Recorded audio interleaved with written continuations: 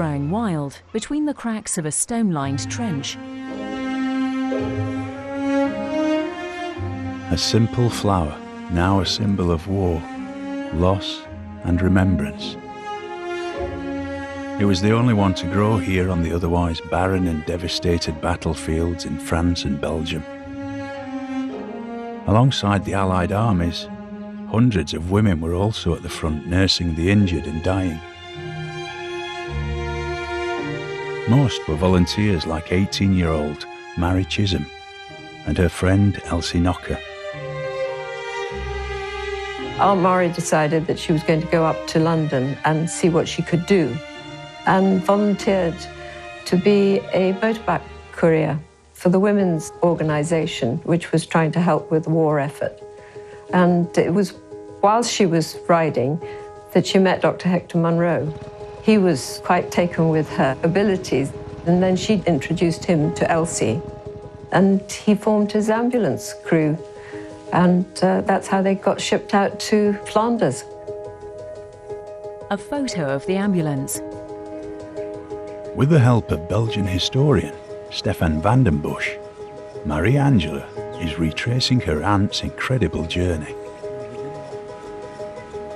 The two women ferried injured soldiers from the front line in Pervyse to this college 3 miles away, which had been turned into a makeshift hospital. So the wounded soldiers were brought in by ambulances here. They drove through the gate and they parked over here. And then the patients were brought to the first and the second floor. My great-aunt said that there weren't really enough beds, that they had to put the soldiers on straw and sometimes just onto the floor when they took them up to the wards. That's correct.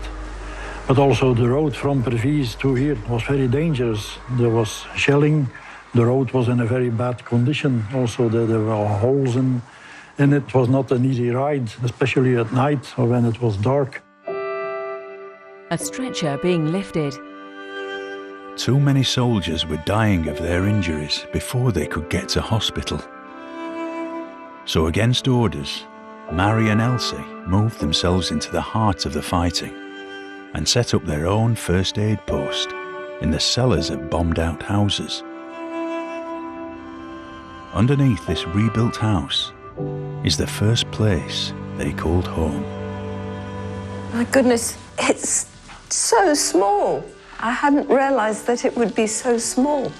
They arrived the 22nd of November 1914. Yes. The house itself was in ruins. There were Right. only 1 or 2 rooms they could use. And they lived So in this? They lived here, they worked here, they slept here, they took care of the wounded soldiers that were here. Ooh, it must have been crowded. Yes. Yes. There was very little room to put things they needed. Their instruments, their tools, their medicines, even a few bottles of water. A lot of soldiers that were brought in here had head wounds. Sometimes people were brought into here who already were dead. A black and white photo of Mairi looking through binoculars. Aged 80, Mairi gave her only interview, describing the terrible conditions both women shared with the soldiers they were trying to save. We slept always in our clothes because there was a lot of night work. You see the patrols going out and that into no man's land and people being brought back. And of course, it came straight into our dugout. At one period, I didn't have my clothes off for 3 weeks. And by the time my vest came off, of course, my skin was coming away too. And I never forget how horrible it was. It's very, very hard to believe in what conditions those 2 women have been working and living for almost 4 years. Mairi and Elsie were bombed, shot at, and gassed twice. We're gassed with mustard and arsenic. The arsenic has been a bother. It did your insides in quite a long time. The dog died, or we had a terrier on the place for rats. And it went on non-stop, I suppose, for 48 hours of intensive bombardment. Photos of Mairi and Elsie. Despite everything, the two women refused to leave. They even staged their own daring rescues.